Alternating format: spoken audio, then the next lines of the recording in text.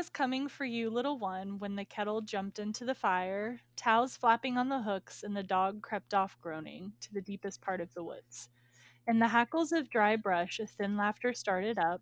Mother scalded the food warm and smooth in the pot, and called you to eat. But I spoke in the cold trees, new one I have come for you, child, hide and lie still. The sumac pushed sour red cones through the air, copper burned in the raw wood. You saw me drag toward you. Oh, touch me, I murmured, and licked the soles of your feet. You dug your hand into my pale melting fur. I stole you off, a huge thing in my bristling armor. Steam rolled from my wintry arms, each leaf shivered from the bushes we passed, until they stood, naked, spread like the clean spines of fish. Then your warm hands hummed over and shoveled themselves full of the ice and the snow. I would darken and spill all night running until at last morning broke the cold earth, and I carried you home, a river shaking in the sun. That is The Wendigo by Louise Edrich, 1984. It was a little spooky.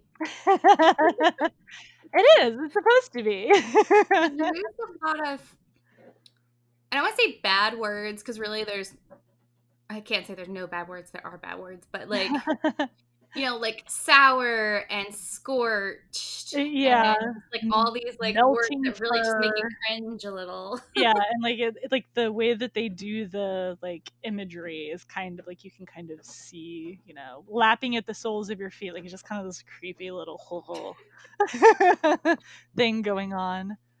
Alrighty. Welcome to another bonus episode of Fucked Up Fables. If ruining your childhood is something you enjoy, you've come to the right place. It's finally October! That means... So excited. That means fall, pumpkin spice everything, and spooky tales. I love pumpkin spice. For Christmas, my friend got me a bag full of pumpkin spice goodies one year. It had marshmallows, bread, cake, muffins, syrup. They had pumpkin spice syrup. It was just like 20 different pumpkin spice things. I love it. It brings out the white girl in me. I know, I'm a basic bitch all year round. I don't give two fucks. Like, basic bitch me up with that pumpkin spice.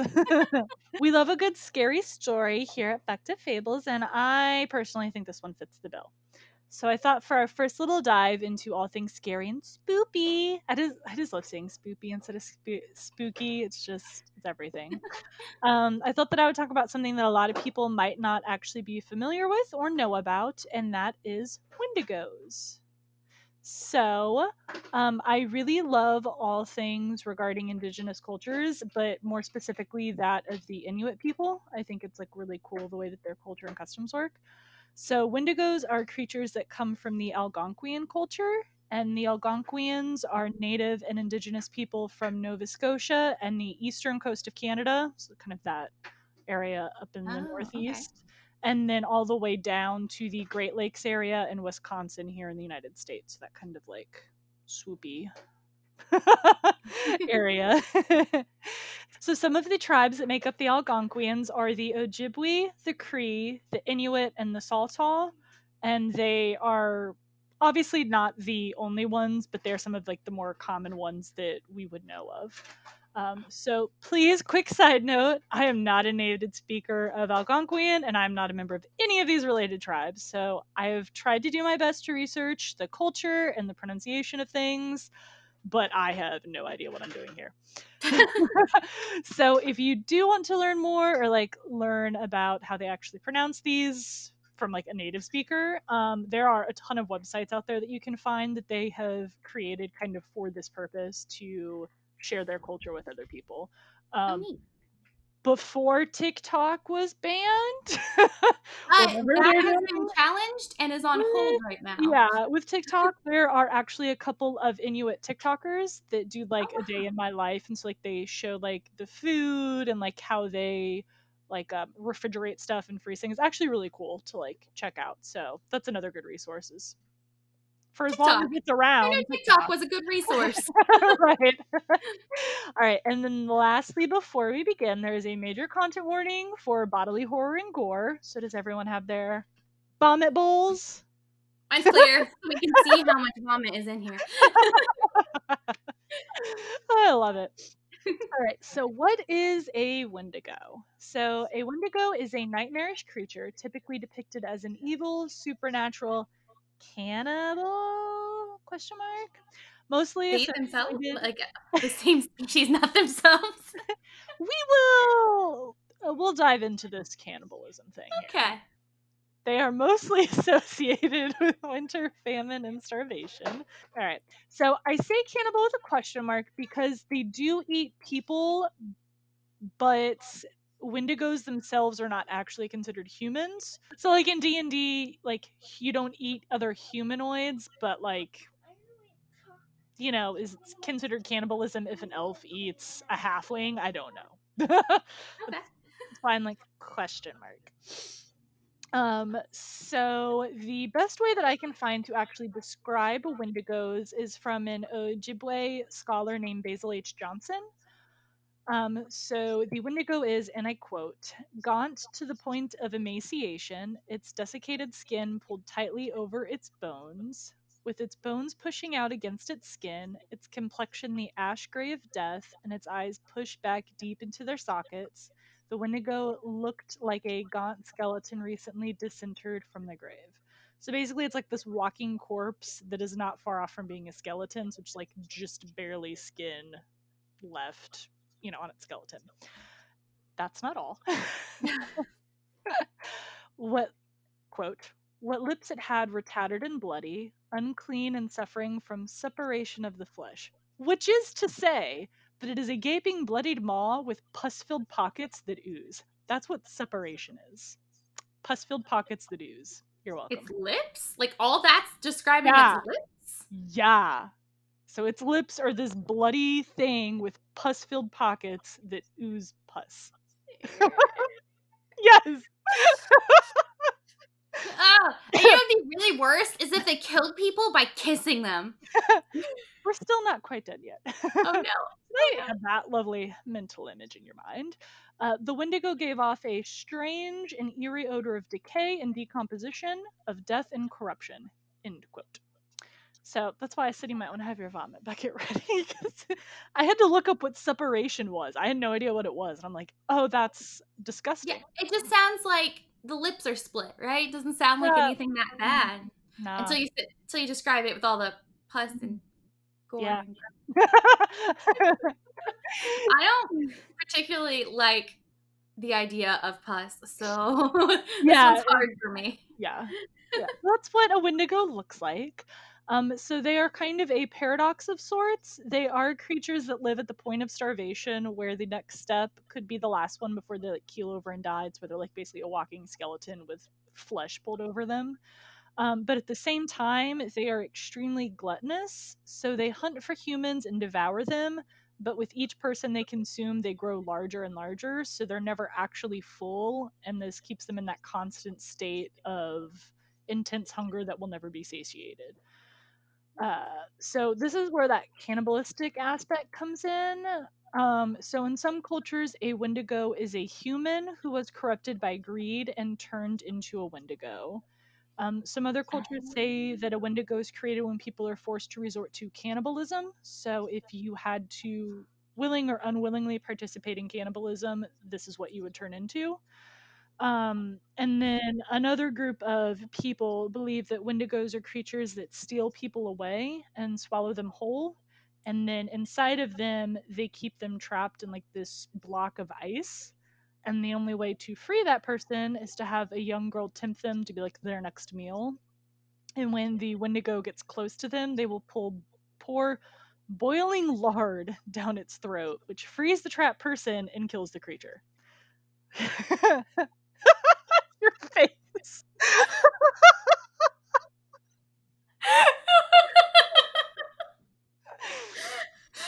So again, So I have a very vivid imagination. yeah, yeah. I was lost in that image. So this is why I don't know if when like they call wendigos cannibalistic, but since they're not really humans anymore, I don't know like what the classification of cannibalism I is, would call them cannibalistic based on the fact that they were humans. So, like a DNA perspective, they probably still are some form of like corrupt human. Yeah, it's kind of It like a works in zombie. elves, you know? Yeah, yeah, it's like a zombie. Like, is a zombie still considered a cannibal, or is it like this gray area because they're not?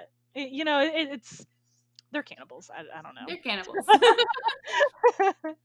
So the belief from Wendigos, at least from what I could find out, it was used as a means to show that like moderation in all things is how you should act, and that being greedy and having like the hoarding of wealth and all of that turns you into a monster. They also used it as a way to show that like eating people was wrong, which obvi in 2020 we know you don't eat humans, But it but makes sense knowing where these yeah, people live in the exactly, cold, barren environments. Yeah, it yeah, makes and sense. back in the early days, they didn't know, any better, and when especially like the Inuits and the ones that live further up north, food is scarce for most of the year. So I'm sure that there were, instances of them being trapped somewhere and having to eat people, like that one plane crash where they all froze and they had to eat people to survive because they were like For the adapted. Donner Party. Yeah. So I'm like, it makes sense. That was their way to try and get people to not do that because they're like, ah, this is wrong. We shouldn't do it. I was like, oh, okay, I get it. So I did find some accounts of Ojibwe and Cree tribes who would do ritual dances to keep Wendigos at bay. So if they did these particular rituals and dances, it would keep the Wendigo creatures away from their tribe for a time. But at least publicly, there hasn't been one in a very long time. So I don't know if this is something that they just don't publicly do anymore, or if this is kind of like fallen away because they know better, like they know that eating people isn't really going to turn you into this creature. But um do we really know? yeah. I'm like, now that I think, but I'm thinking about it and I'm like, but really there's only a handful of people who have admitted to being cannibals that weren't like garbage. Most of them are serial killers, so just Yeah. yeah. So ultimately it's kind of, from what I can see, more like a metaphor nowadays that shows us that like anyone can fall to greed and that it can take over any aspect of our lives, and that giving into this greed and those like hoarding of wealth and all of that can have consequences which can cause like disharmony in groups that people are involved with, especially like tribes and stuff. So it's more of like a cautionary tale to be mindful of what we have, and then learning when we've eaten our share, if you will, when we've taken all that we really need.